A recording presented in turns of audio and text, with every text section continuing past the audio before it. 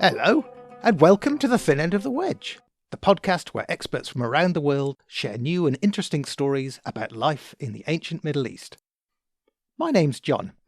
Each episode I talk to friends and colleagues and get them to explain their work in a way we can all understand.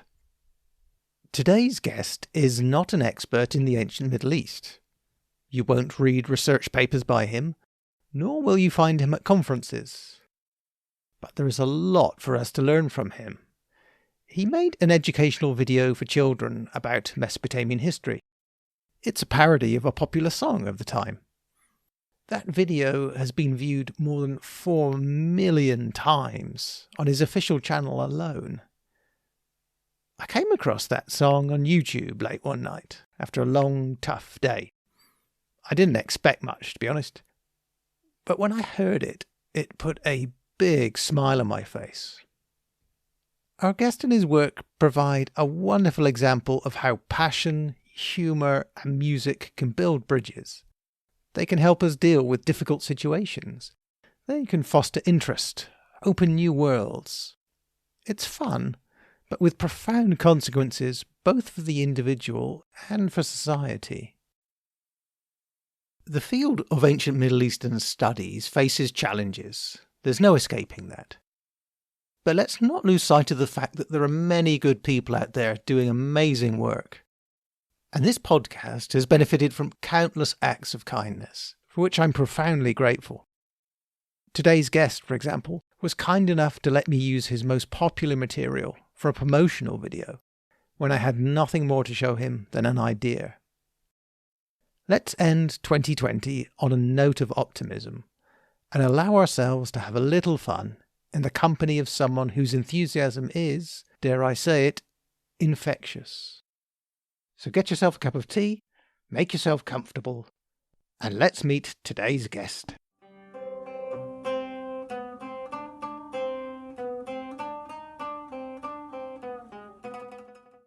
Hello, and welcome to Thin End of the Wedge. Thank you for joining us. Oh, it's a pleasure. Thank you. Can you tell us, please, who are you and what do you do? Yes, I am Mr. Nicky. My full name is Daniel Nicky. I am an educator and a musician, and I have created a YouTube channel called Mr. Nicky's World History Songs. The most popular video on that channel is about ancient Mesopotamia, which is why I'm so glad to be talking to you today. How did you get into doing world history songs? I am a teacher, but my degree was in English with a minor in biology. Immediately after I was graduating from university, I was offered a job in Indonesia, and so I took it right away. But there opened up an opportunity to teach really whatever any school needed, because international schools don't require you to have a degree in social studies to teach social studies. And the same with charter schools in America. And it was at the time I was teaching at a charter school in America that I was teaching social studies. And that lesson that we had on Mesopotamia, I was really able to drive it home to the students with a song, because I'm a musician. I have several music projects, but at the time I had written a parody that was based on their unit on ancient Mesopotamia, using a song at the time that they were singing nonstop. It wasn't on mainstream radio, but I was teaching in the inner city of Chicago. That started me off doing what I'm doing now as far as my YouTube channel, because after that Mesopotamia song started to get attention, I soon had schools asking me for ancient Egypt, then Greece and Rome, and following the curriculum of, a middle school curriculum, basically. In 6th grade, in many states in the United States, the students are learning about world cultures and world civilizations. And so it happened that the songs that I was writing after that Mesopotamia song really coincided with a lot of the curriculum in many schools. And so I was eventually introduced and invited to one school, then 2 schools, and then I was flying to different cities. And eventually it became a complete tour every spring now. Of course, not this past spring. All my shows were canceled. There were 33 shows I was ready to do all over the United States. Oh, no. You didn't get to do any of those remotely? I mean, does it work if you're not there in person? It does now because, yeah, that's the lesson we learned in 2020. Because once all those shows were canceled, there were just a handful of schools who even were brave enough to try a virtual visit.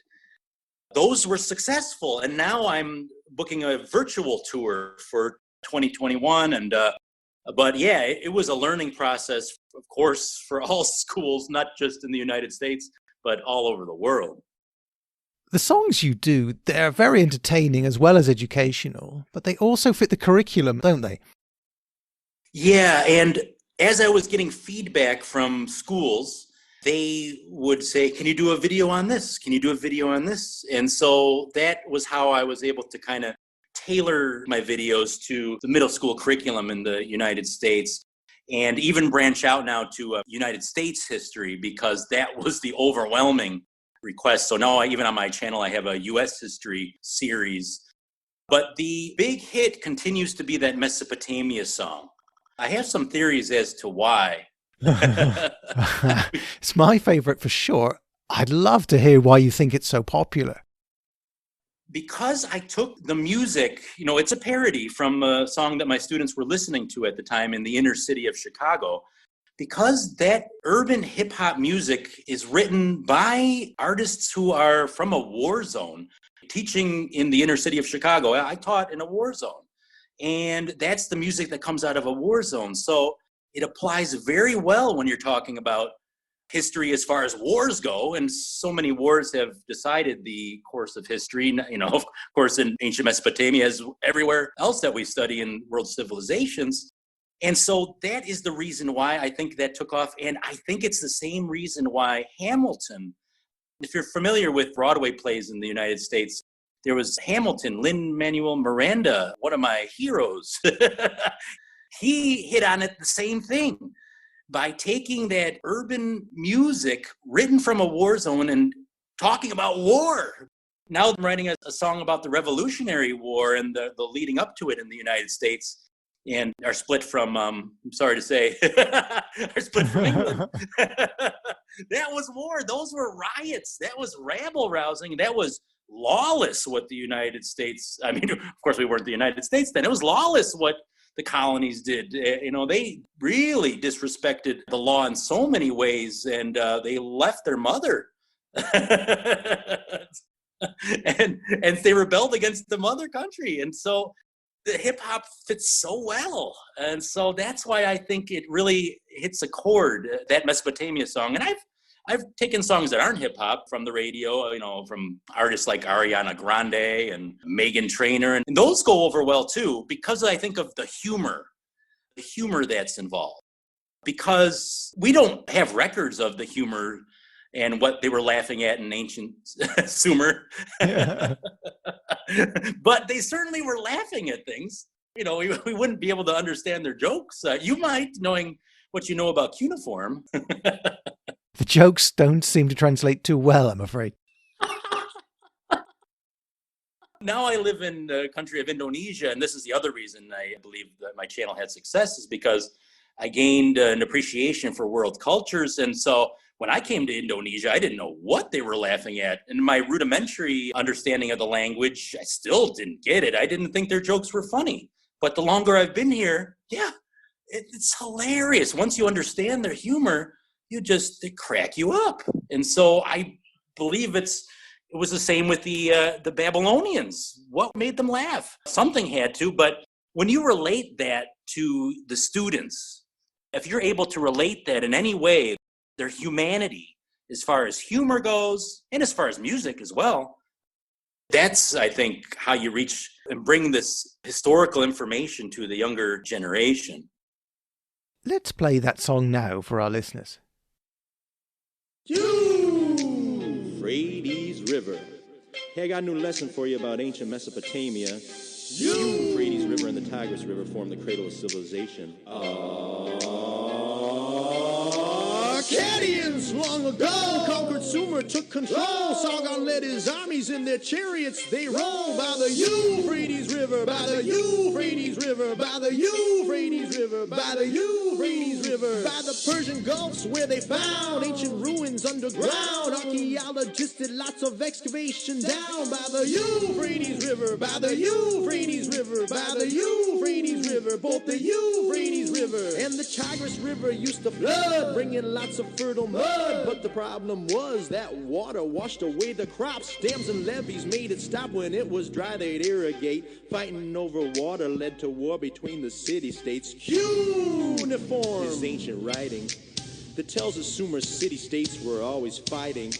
They were the first civilization in Mesopotamia. Then came the Akkadians who started empire mania. Akkadians long ago conquered Sumer, took control. Sargon led his armies in their chariots. They roll by the Euphrates River, by the Euphrates River, by the Euphrates River, by the Euphrates River, near the Persian Gulfs where they found ancient ruins underground. Archaeologists did lots of excavation down by the Euphrates River, by the Euphrates River, by the Euphrates River, by the Euphrates River. King Sargon got real old, told his sons to take the throne, but the huge Akkadian empire would fall out of their control.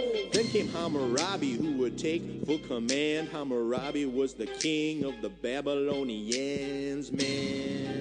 Babylonia was the land where they told you obey Hammurabi's code, praise Hammurabi's code, break Hammurabi's code, and you'll be saying, oh no. Akkadians long ago conquered Sumer, took control. Sargon led his armies in their chariots. They roll by the Euphrates River, by the Euphrates River, by the Euphrates River, by the Euphrates River, near the Persian Gulfs where they found ancient ruins underground. Archaeologists did lots of excavation down by the Euphrates River, by the Euphrates River, by the Euphrates River, by the Euphrates River. Babylonians built roads, they traded grain for gold. They kept themselves united under Hammurabi's code. Hammurabi's code, Hammurabi's code, Hammurabi's code, Hammurabi's code, which was a bunch of laws they believed it had no flaws. They obeyed it just because they thought Hammurabi was chosen by the gods. Oh, chosen by the gods.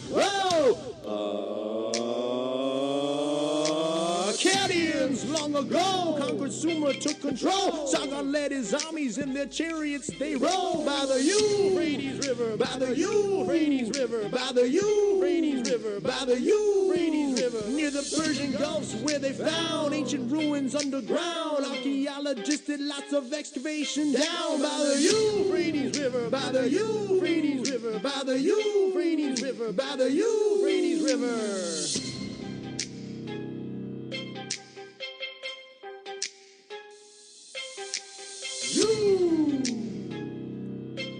Mesopotamia.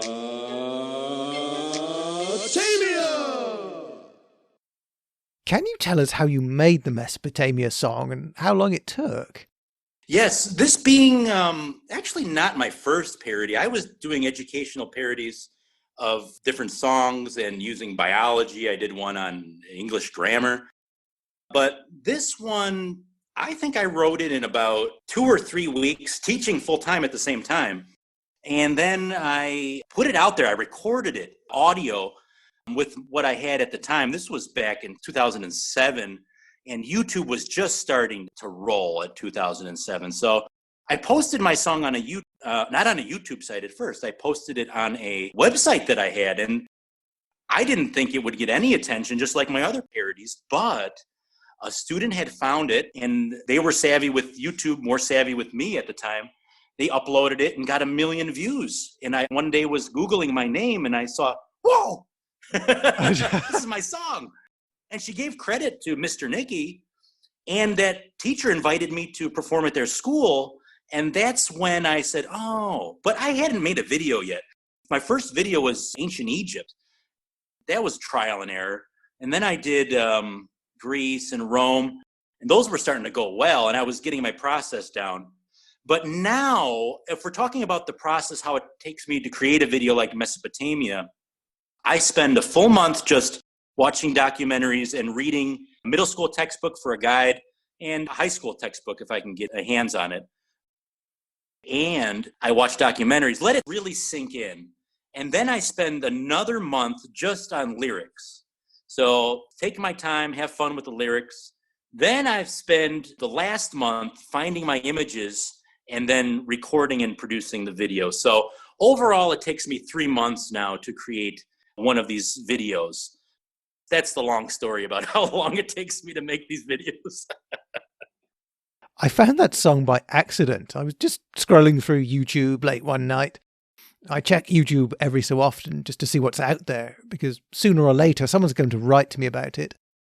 A lot of the stuff you find there makes my heart sink, you know. There's a lot of conspiracy theories and aliens, so it's a case of take a deep breath, here we go.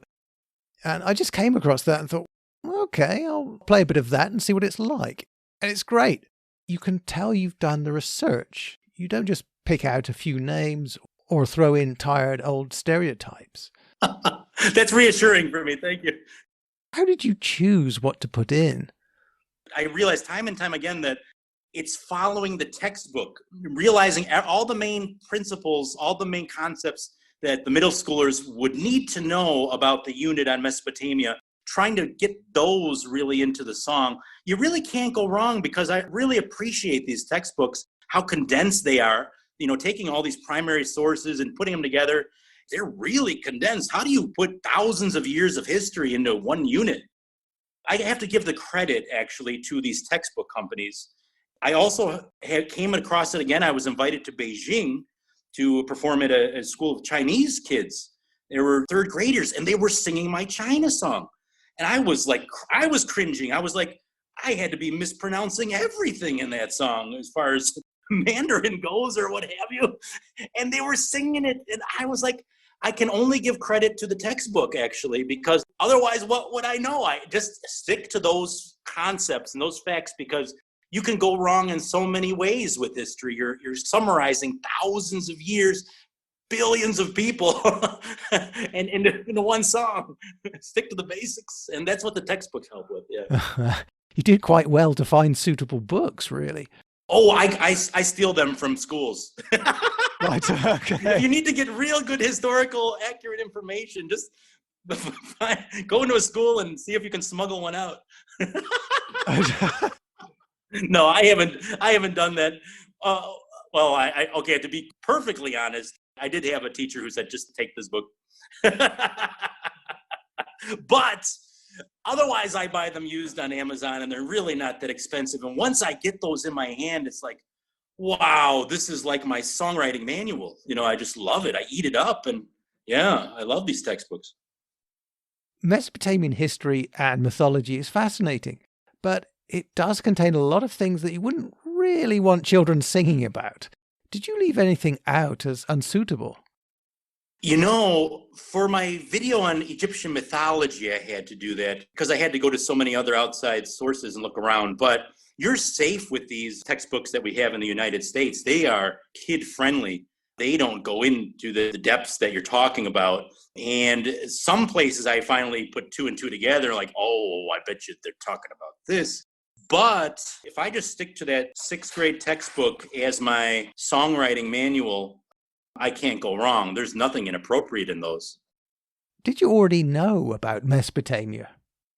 Oh, well, you know, being a teacher, well, first of all, being a student myself as a middle school student, you know, I grew up in Illinois in the United States, and I vividly remember my teacher, Mr. Murray. He took us through the civilizations, and yeah, the Sumerians. He told great stories. He kept it pretty clean. When we got to the Greeks, I remember he was getting a little rambunctious. But as far as I remember, you know, being a middle schooler, my interest was piqued.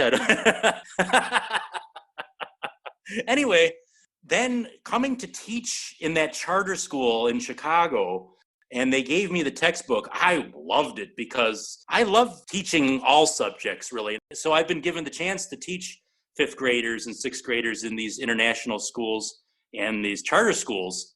And so they handed me that textbook. I was like, yeah. So it was no burden at all. And even to this day, you know, I love these textbooks. They're just so condensed.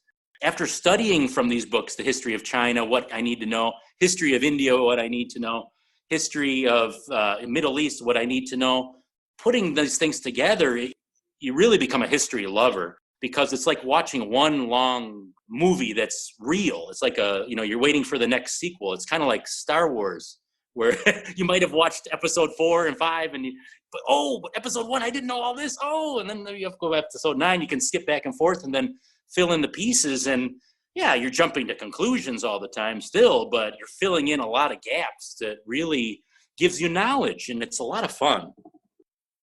How do the students and teachers react?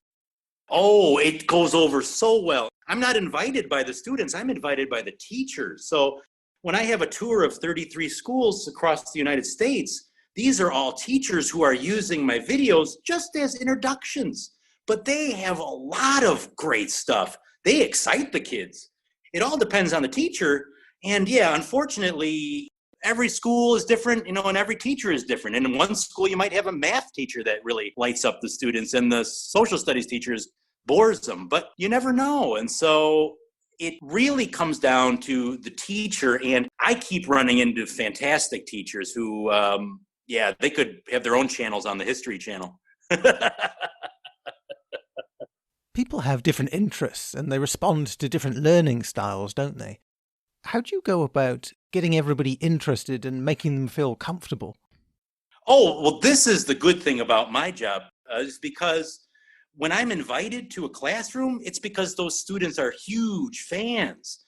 And so I come in and, back in my day, to be a celebrity, you had to be on a big screen. But YouTube celebrities, what? That's not a celebrity. But I go into these schools and I'm a YouTube celebrity to them. And so they're asking me to sign their papers. They eat it up, but it's because they've been watching these videos from September, October, when they're introduced to Mesopotamia, November, then they get into Greece, they get into Rome. A lot of times they do Middle Ages, and I have videos for those. So they've become fans over the course of the year. So when I finally come in there in April, May, or June, they're already can't wait. They can't wait to have the assembly. They can't wait to talk to me, ask me about YouTube, want to write songs together. It's a blast. And so that's the great thing about me, is that I'm not tied down to the classroom. I think if I was teaching in those classrooms all year, it can be a grind. It can be drudgery at times. It's doing the forms. It's doing the tests. It's standardized tests. And I would lose my fun edge. Do you have a favourite thing about Mesopotamia? Something that fires the kids up every time? Yes, it's all in the chorus of my song. Cadians long ago conquered Sumer, took control. Sargon led his armies in their chariots. They rolled by the Euphrates River. So Sargon took control. He was rolling by the Euphrates. But Sargon, he was one bad dude. Do you have any plans for more Mesopotamia-themed songs?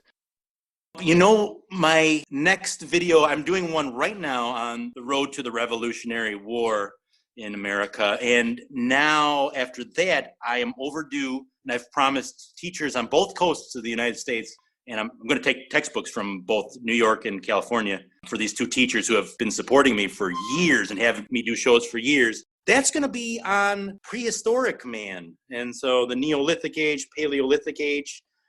I will tell you, though, I do have a dream to come back with Mesopotamia on the History Channel.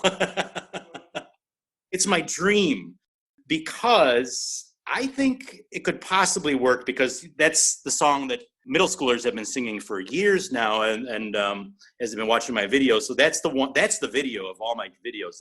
That's my hit, and the rest are, some are doing better than others, but Mesopotamia is the one. If the History Channel ever wanted to work with Mr. Nicky, I would be doing it, and I would do it. I would make it fun. I'd make it like acting, taking what we know about cuneiform, all the artifacts that we can put together, finding these bits and pieces of humanity, of course, having to clean it up, as you mentioned, not needing to talk about a lot of the issues that really kids don't need to know about at their young age.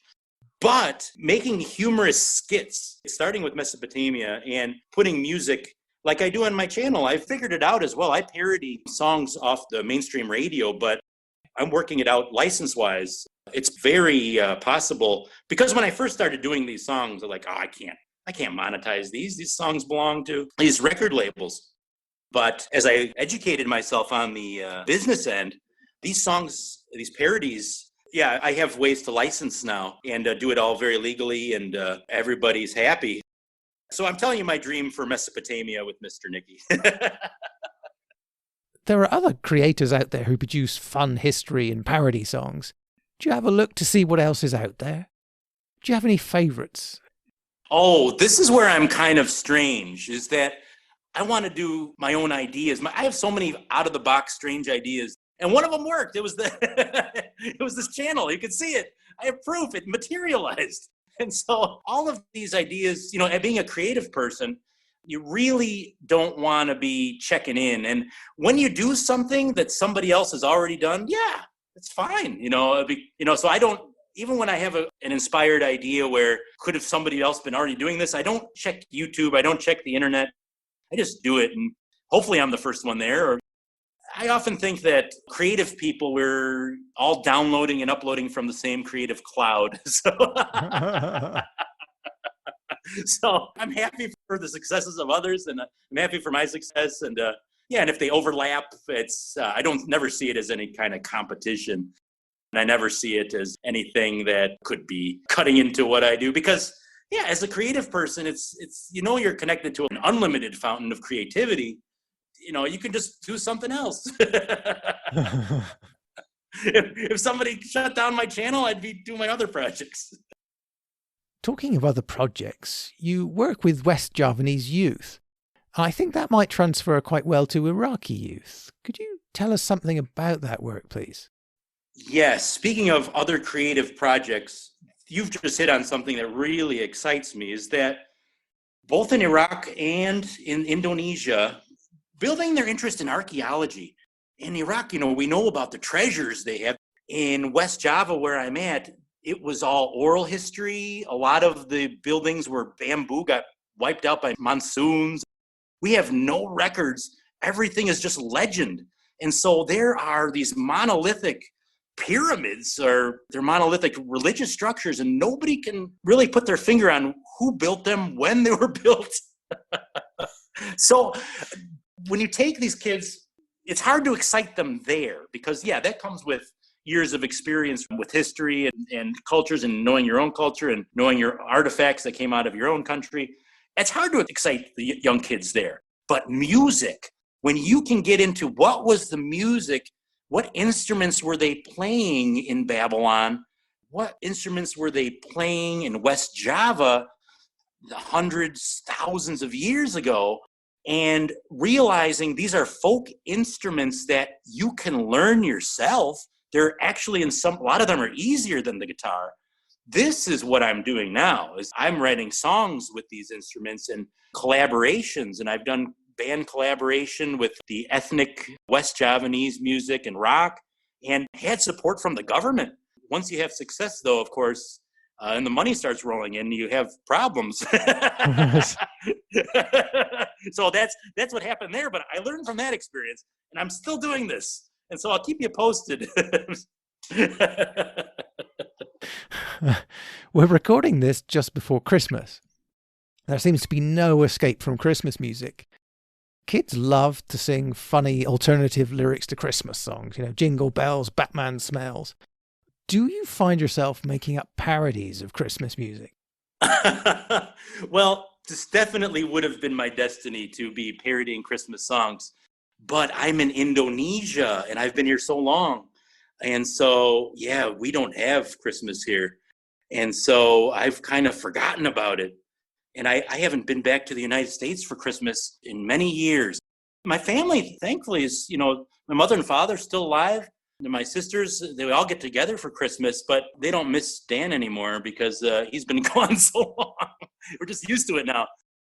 So I definitely would have, if my life had gone a different course, I would have so many Christmas parodies for you.